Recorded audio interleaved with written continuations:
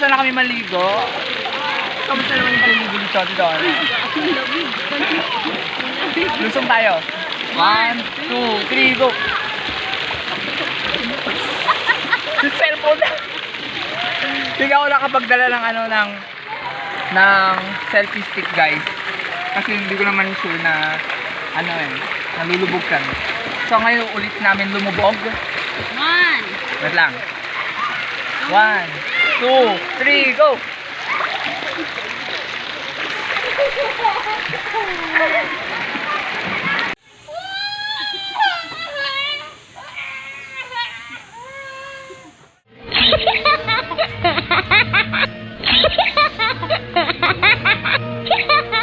So ayan guys, no, for today's video. So ayun, nandito kami. So magpa-family outing po kami.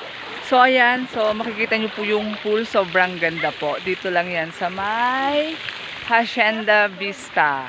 Ayan. So ayan, no, ang ganda-ganda ng pool. Lalakad ako on the gitna-gitna in the water.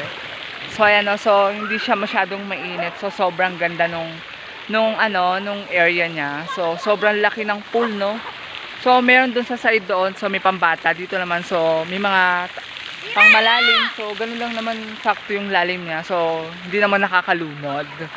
So ayan, no, syempre, no, for only 120 pesos yung entrance fee. So syempre yung 500 pesos naman po yung cottage nila.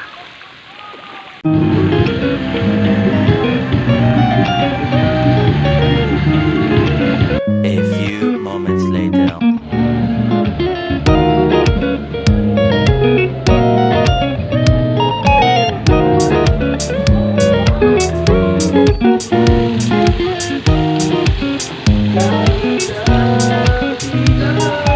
There you go.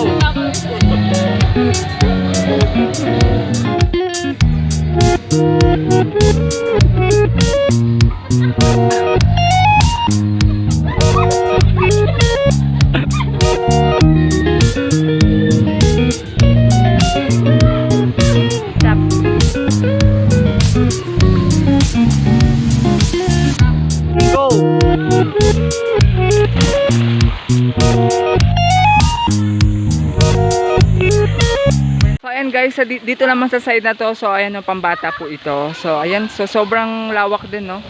So pambata, so safe yung mga kids dito. So syempre kailangan pa rin natin ng para sa safe din talaga nila. So doble ingat pa din kahit mga pambata tong pool na to. So sobrang babaw, no. So hanggang tuhod lang siya, guys. Hanggang tuhod lang. Ano? Hanggang tuhod lang. Sobrang lawak pa.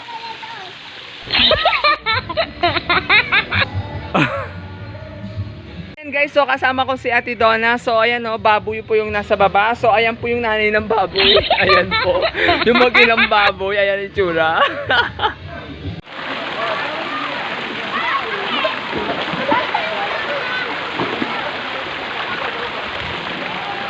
Kapaligo.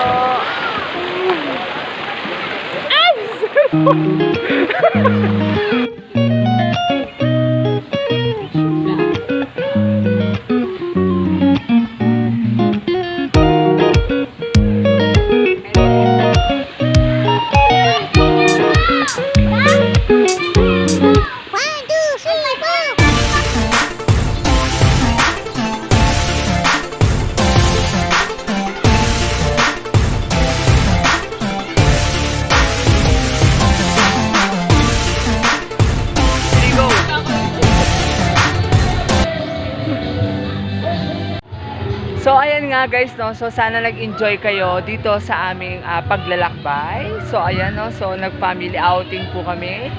So maraming salamat po. Kaya wag pong kalimutang mag-subscribe at saka click notification bell para updated kayo sa mga susunod kong video. Maraming salamat po mga kadukyang, sa ulitin. Paalam.